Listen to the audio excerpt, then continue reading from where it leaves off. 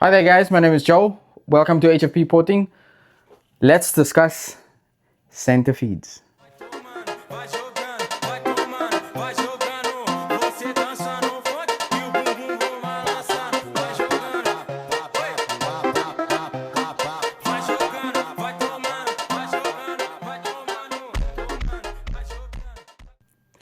We're going to give an overview between the two Skunk2 center feeds.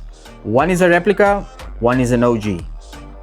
We have got a significant comparison between the two. The difference is when it comes to the runners. The runners are totally different from the OG one. These runners are a bit thicker in comparison to these ones. You can literally see it even in the video itself. And when we look at the texture and the finishing of the OG,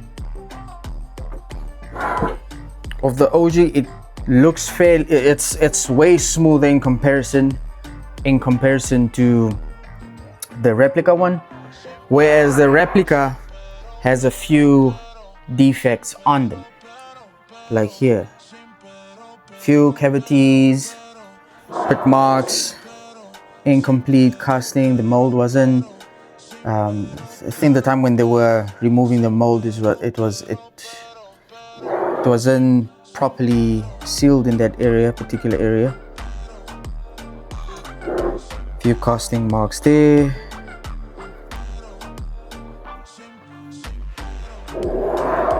Here on the side, and also the plate where the plenum mounts on and the rear base of the manifold mounts on,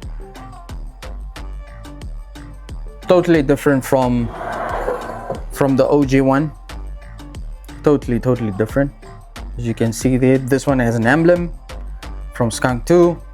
Obviously this one doesn't have an emblem, but you can literally see the quality of itself in comparison with this. Two different types of steels, billet steels as well, and the formation of where the tag normally sits on the sides. If we have to compare, this one a little bit lower in comparison to this one. So yeah, and also one thing that we have noticed on the flange area where the throttle body normally mounts on, this one has two holding marks, or it was a point where whatever machine was holding it, or the mold section where it was basically connecting, it was not properly finished on the edge as in comparison to this one. So here we have the ported version one, and here we have the unported version one. So the ported version one is actually the OG. I wish we had not ported it, but I mean, the time when we started doing the comparison between the two, we didn't know that we gonna be doing this to compare it with the replica one. But anyhow, we are here now. So this is how the ported one looks like, all smoothed out. And this one, I will show some photos that I have of it that I've taken before doing any port work. It really didn't have any casting inside the manifold itself in comparison to what the replica has. So the replica has few casting areas, as you can see in the runners, in the beginning section of the runners, few dent areas which have a lot of imperfection, as you can see there. Let me just include the lighting there at the back so that you can see.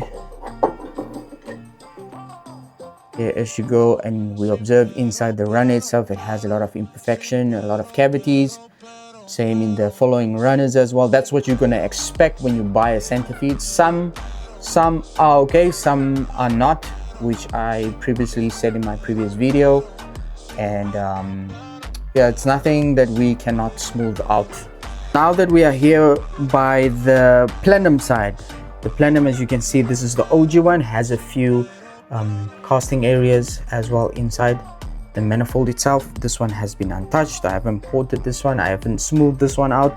Sometimes it's really not necessary to smooth them out. I mean, it doesn't really make a difference. But this one from the Replica has a few casting cavities, has a few casting marks in it. As you can see, this is what to expect when you buy a Replica. Alright, so now we have the gaskets on the table. We have got the Replica version and we've got the Skunk2 OG underneath. So this is what the overlay normally looks like. As you can see there, the OG is peeking out, which means the Replica is a bit oversized in comparison to the OG. So now we are going to basically lay them onto the flange side of both the Replica and the OG so that you can see the difference in what to expect.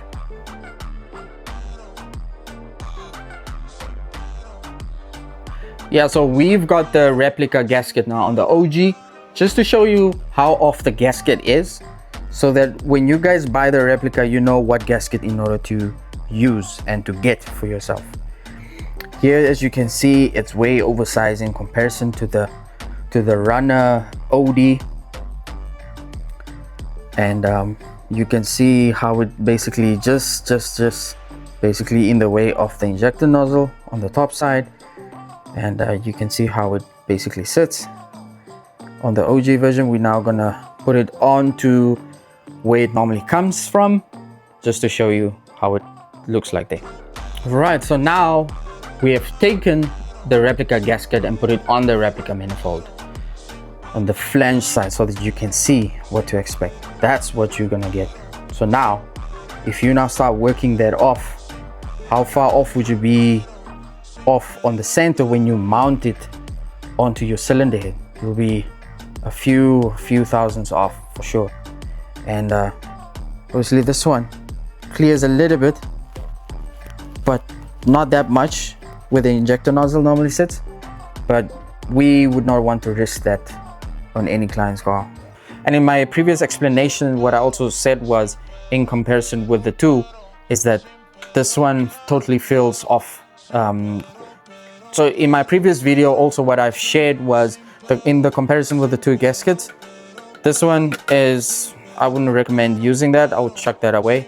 I would go for the Skunk2 or the hybrid one that the guys are normally selling in their stores. Okay, so now here we have the OG gasket on top of the Replica manifold. So we are now going to show you what to expect when you use the OG one. This is what you expect. See how far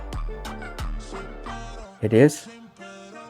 So which means you've got a lot of room to basically remove a few materials in the runners as well, in order to get that to the exact same size. Not just to port match it, just to match the gasket, but just to port it and get it to the exact size of the gasket itself.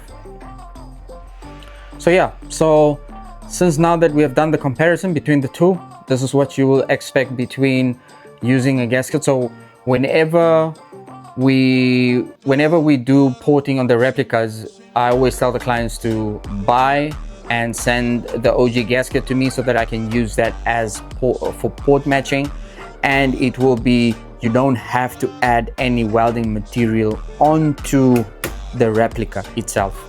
But when you use this gasket, you will end up adding material to the manifold, because you would think that the manifold needs material in order to fit to this gasket, which is gonna, at the end of the day, gonna cost you a little bit more extra, because you have to send it into the machine shop in order to mill it off.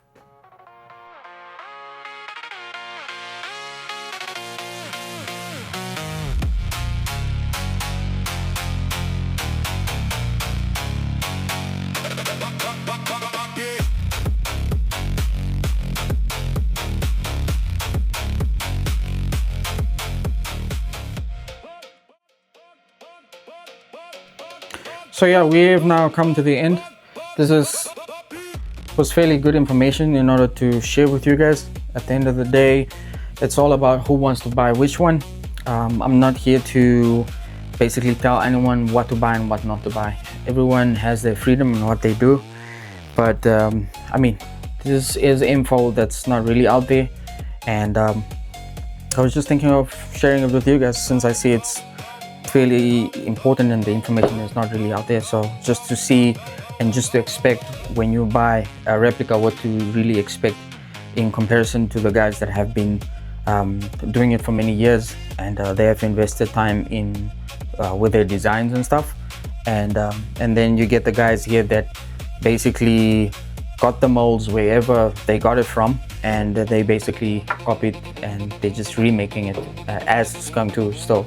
So irregardless whether it's a replica and whether it's not a replica, or irregardless the fact that it's a replica and it still has the name of Skunk2, it's kind of still marketing them at the end of the day. But I mean, the quality speaks for itself.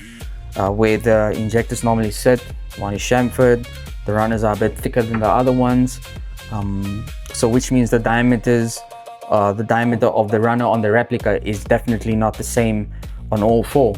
You'll have to basically measure them out just to make sure that they're in the exact same size, in comparison to the OG one. And as to the platinum, has a lot of casting marks in them, in comparison to the OG one has less. So I mean, that really doesn't show that much effect when it comes to performance. But other than that, yeah, feel free to like, share, and comment and subscribe. Off to more.